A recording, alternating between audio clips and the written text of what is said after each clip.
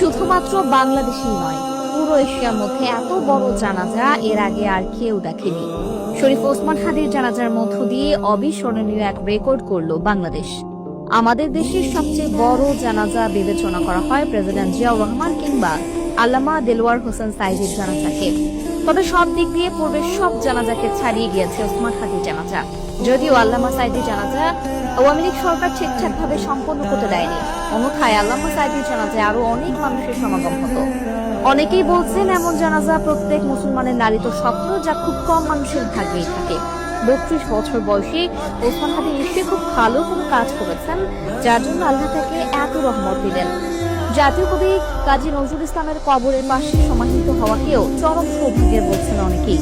এদিকে শনিবার দুপুর 2:30টায় শহীদ ওসমান হাদির জানাজা অনুষ্ঠিত হয়। তার বড় ভাই জানাজায় ইমামতি করেন। দুপুর 1টার মধ্যে জাতীয় সংসদের দক্ষিণ প্লাজার দুটি বড় মাঠ মানুষে পরিপূর্ণ হয়ে যায়। এরপর মানুষের উপস্থিতিতে মানিক মিয়া অ্যাভিনিউর বিশাল রাজপথ ছাপিয়ে ফার্ম গেটের খামার বাড়ি আসাদ গেট পর্যন্ত পরিপূর্ণ হয়ে যায়। ওই দিন চিনমন্ত্রী সম্মেলন কেন্দ্র পর্যন্ত ছিল মানুষ আর মানুষ। এছাড়া বিভিন্ন পেশার মানুষ তাদের সন্তান ও পরিবারের সদস্যদের নিয়ে জানাজায় উপস্থিত হতে দেখা গেছে। এ সময় তুমি কে আমি কে, হাদি হাদি, আমরা সবাই হাদি হব, এমন স্লোগান দিতে দেখা গেছে।